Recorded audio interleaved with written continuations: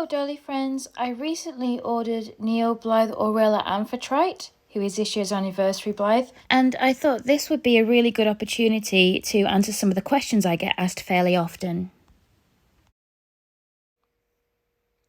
So some of the most common questions I get are, where do I buy my Blythes from?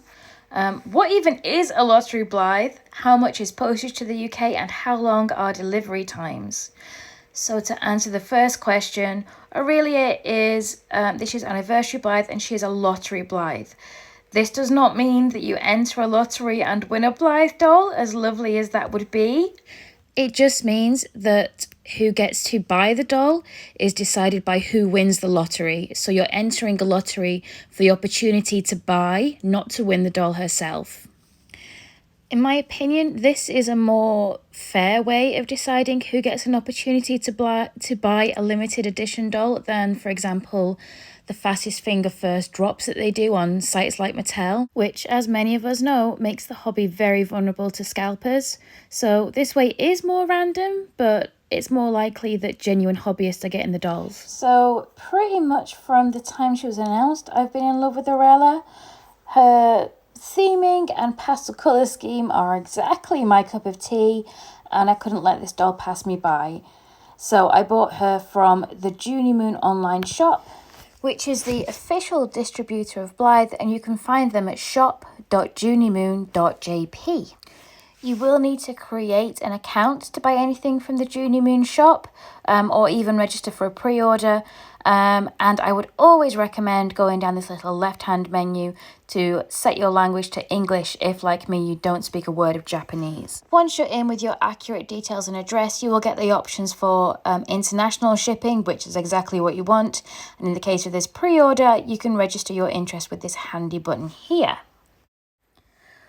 Once you have applied, it will change to cancel application, and you will also get a little confirmation email letting you know that you've applied. It took me 11 days later to get my congratulations email letting me know that I had won the lottery. Not everyone who enters the lottery wins the opportunity to buy a doll. So I was quite happy to win, and I went straight back to the website to complete my purchase and wait for my pre-order to be sent out, which did, if you just saw then, take another 18 days. It seems like a long wait, but honestly, I knew this was a pre-order when I ordered her, so not too bad. Shipping from Japan was actually really quick. It only took a couple of days. The thing that took a lot of time was the dolly ransom, and as you can tell, that was quite painful. Once I'd paid the dolly ransom, she did finally arrive a few days later. This is a little bit frustrating just because it takes several days longer for Parcel Force to ask me to pay the fees than it does for the doll to actually arrive in the UK from Japan. All in all, she cost me a rather painful £242.16. That includes an import VAT of £33 and a clearance fee of an additional £12. I did pay more for her than you normally would because she is an Anniversary Blythe and they're kind of special edition and come with more stock. There are cheaper Blythes available on the Junie Moon website right now, including Sura Sustainable, who is currently on sale. So I've just got home from work, and guess who was waiting for me? So she's finally here. I know she's an Anniversary Blythe, which is why I spent this much.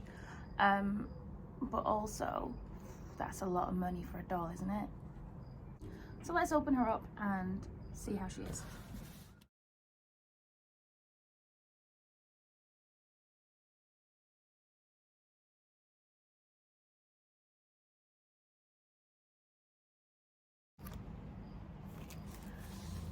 So this is cute. I wasn't expecting this. They've included a novelty paper craft.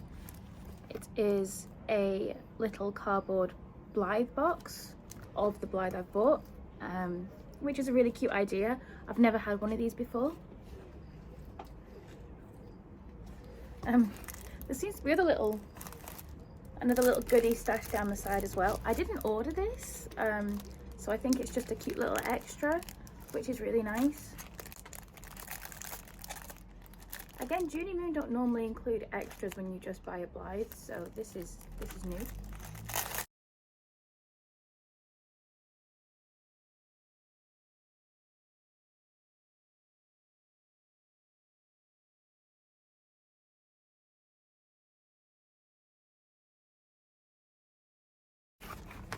There we go. This is a little reusable shopping bag printed with her on the front. And finally, here she is.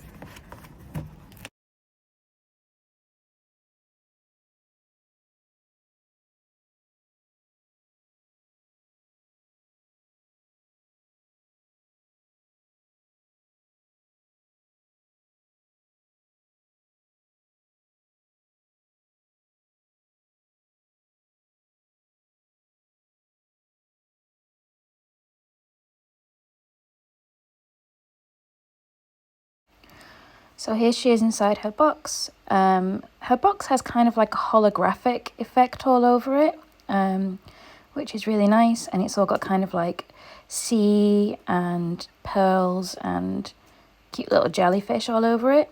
And again, the jellyfish are kind of holographic.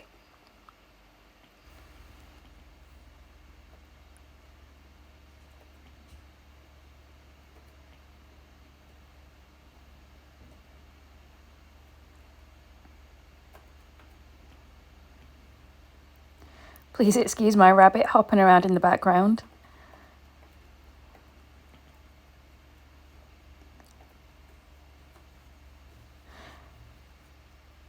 So out of the box, I think that her colouring in person is extremely beautiful.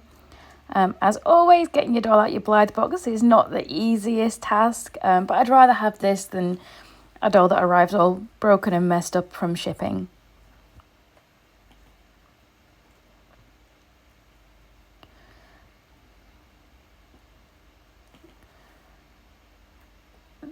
The first thing that struck me is definitely the dress and the beautiful stock.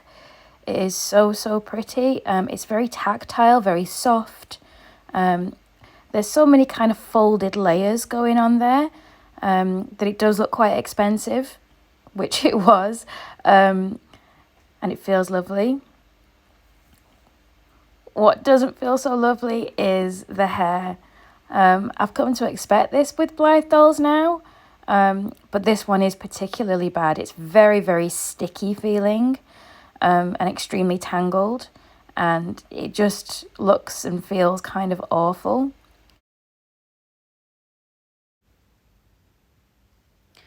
I love the bow on the back of the dress and the way it's been kind of sewn in place to drape nicely with the little ruffles. I think that's really pretty. The attention to detail on her dress is really lovely. And I love her pull ring. It's like a little pearlescent bubble that matches her box. And she has all special eye chips with blue-green at the front, dark grey to the right, light purple to the front, and brown to the left.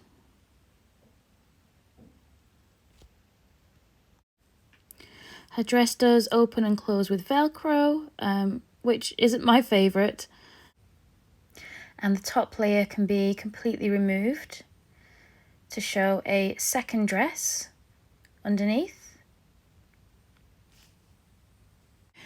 The dress underneath is a very lovely soft silky fabric with a really subtle print that looks kind of like light hitting water, that kind of effect.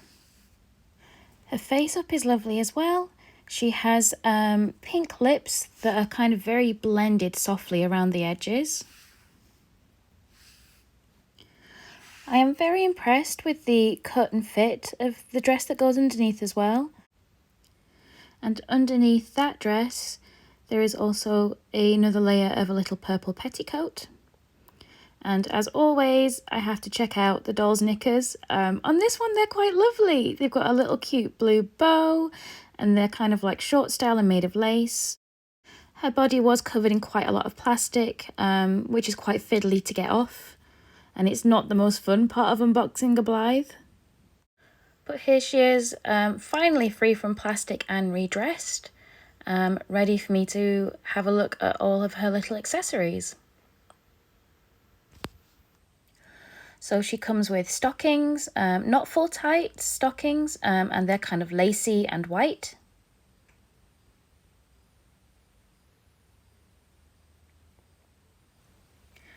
These are actually unusually easy to put on for Blythes. Blythe socks and tights are normally such a pain to get on and off, but these ones were quite easy and not bad at all.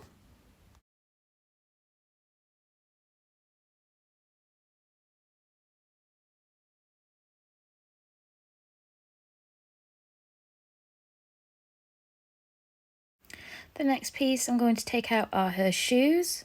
I really love her shoes. This might be some of my favourite Blythe shoes that I own yet. I just love this colour. This minty colour is one of my favourite colours in the whole world. And they're kind of heeled but modern enough to go with quite a range of outfits from my dolly wardrobe. So I'm probably going to have quite a lot of fun mixing and matching with these.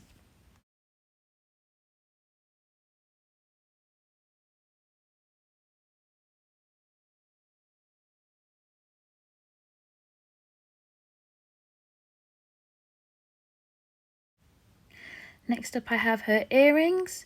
They're each like 3 little beads going down in size, and they pretty perfectly match her pull ring or pull charm, I guess it is in this case.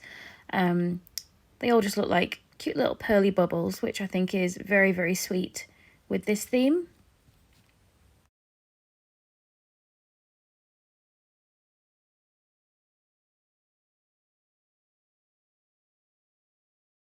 Next up we have her pretty little hairband. It's fairly simple.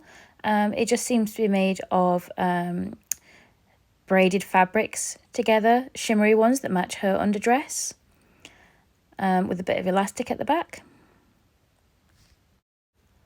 And again, it was super easy to get on, not really fiddly at all, and it does suit her dress, particularly the underdress. I think it looks better with. She also comes with this teeny tiny choker. This is Diddy. It's like made from a tiny bit of fabric to match her dress, along with some pearls and a teeny tiny gem in the center.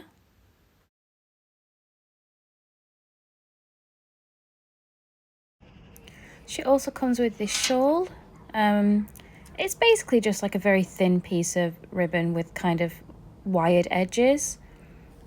It's supposed to go over her underdress as part of the second outfit, but I really don't want to undress her again, so I'm just going to try this on over the top of this dress, which it doesn't hang quite as nicely over.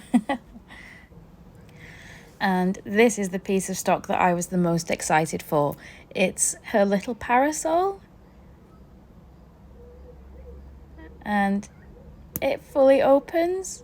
It's so beautiful. It matches the fabric of her dress perfectly, and I just think it's a lovely, lovely little piece of dolly stock with its little curved handle.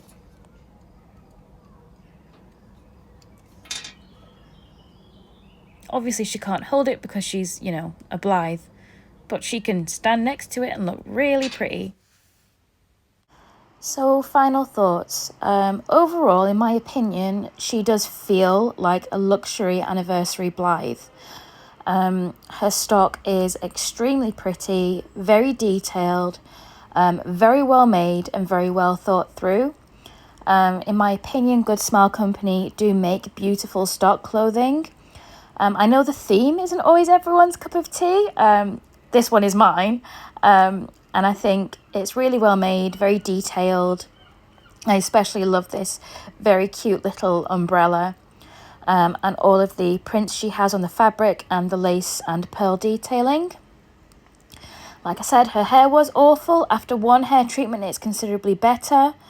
It will take me a few more hair treatments to get it as nice as I would like it to be. But overall, I am happy with her. And I think she fits in really nicely with the rest of my collection.